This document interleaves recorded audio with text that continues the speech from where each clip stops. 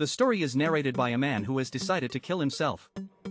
He introduces himself as Martin Sharp, a man who once had it all. He had a wife, 2 children, and a successful career. He was the host of a popular TV program, The Breakfast Show. But his life unraveled after he met a young woman. He thought she was 25, but she was actually 15. The scandal cost him his job, his family, and his reputation. On New Year's Eve, he reaches his breaking point. He decides to jump from the top of a tall building. He carries a ladder up to the roof. As he prepares to jump, he is interrupted. A woman's voice asks him to excuse her. This is Maureen. She's also come to the roof to jump. She awkwardly asks if he will be long. She wonders if she should wait for her turn. Martin agrees that he would prefer to do it alone. Maureen recognizes Martin from television. Suddenly, a third person bursts onto the roof. This is Jess, and she is angry and chaotic. Their morbid gathering is interrupted yet again. A fourth person arrives, a pizza delivery guy. He asks if they were the ones who ordered a pizza. The 4 strangers introduce themselves. Jess goes first. Then Maureen introduces herself. The pizza guy says his name is JJ. Finally, Martin introduces himself, the celebrity of the group. Martin narrates that his suicide attempt was another failure. An hour and a half earlier, he never would have believed he'd be in his car. He was sure he would never see those nutcases again. But against his better judgment, he offers Maureen a ride home. Soon, Jess and JJ are in the car as well. In the car, they decide to explain in one word why they were on the roof. Martin's word is disgrace. Jess says her reason was love. A boy named Chaz had scorned her. JJ claims his reason is cancer. He says he has an inoperable tumor. Jess directs them to a party where she believes Chaz is. Martin and Maureen search the crowded party for Jess. Meanwhile, Jess is hiding and taking pills. JJ finds Chaz, the boy who broke Jess's heart.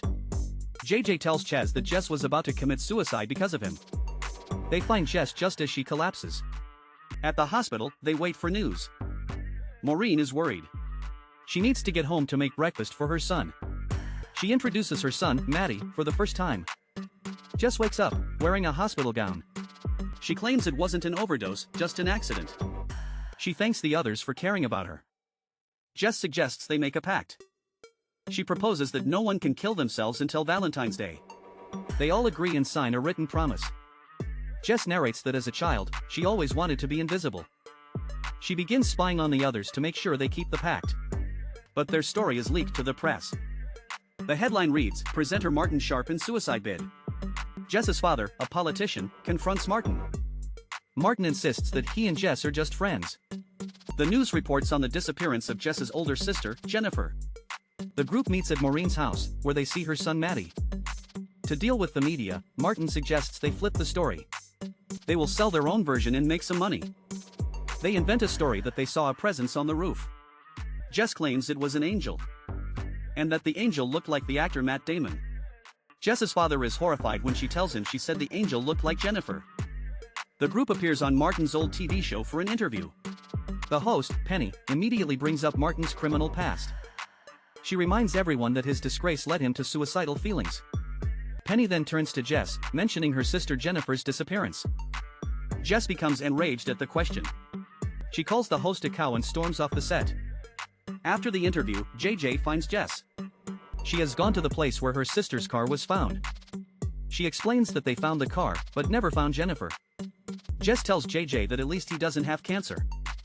JJ confesses that he lied about being sick. He admits he was going to jump, but for a reason he can't explain. To escape the media, Martin suggests they all go on holiday. At the airport, Maureen reveals she's never been on a plane before. She is terrified, but the others convince her to go. At the sunny resort, Maureen feels a sense of joy. She runs into the ocean with Jess, laughing. Martin confesses to JJ that his life is a constant state of humiliation. When asked to choose between fame and his children, Martin hesitates. At a bar, JJ meets a woman named Kat. She recognizes him from his old band. They walk on the beach and feel a connection. JJ confesses to Kat that he lied about having cancer. He tells her the real reason for his suicide attempt is a mystery even to him. Later that night, Jess breaks into JJ's hotel room. She warns him that Kat is a journalist. She saw Kat turn on a recorder at the bar. The recording plays back JJ's confession about the group. The next morning, JJ sees the newspaper with his story. He confesses to the group that he never had cancer. He also reveals that Kat was a journalist. Martin, feeling utterly betrayed and humiliated, snaps. He attacks JJ, and their fragile bond is shattered. Maureen narrates that after the trip, they all went their separate ways. The pact in their friendship seemed to be broken. She focuses on caring for Maddie, who is improving with physical therapy. One day, while doing exercises, Maddie suddenly collapses. Maureen rushes him to the hospital, fearing the worst. While waiting anxiously, she is surprised by visitors. Martin and Jess have come to the hospital to support her. The doctor comes with good news: Maddie is stable. He is no longer in critical condition and will be fine. The doctor tells Maureen she saved her son's life. He had a heart attack with almost imperceptible symptoms that she noticed. Maureen realizes that if Maddie dies, she dies too. Amid the relief, they realize it is Valentine's Day. Their suicide pact has officially ended. Instantly worried, they decide they must find JJ. They search all over London for him. Martin realizes there is only one place he could be. They find JJ back on the same rooftop where they all met. JJ explains he is tired of being afraid all the time without knowing why. He feels that no matter how he tries to change, he always finds himself.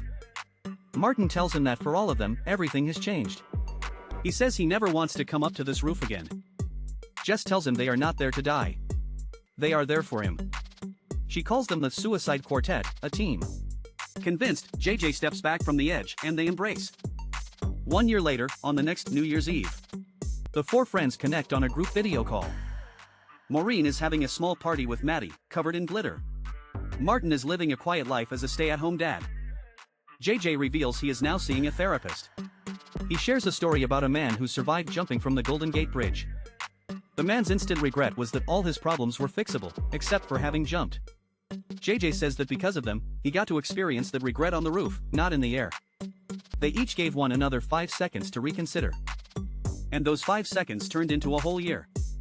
Jess has calmed down, finding peace with a new boyfriend. As the new year arrives, they have all survived. If you want a recap of your favorite movies and shows, comment below, and don't forget to subscribe, like, and turn on notifications so you don't miss the next ones. See you next time, everyone.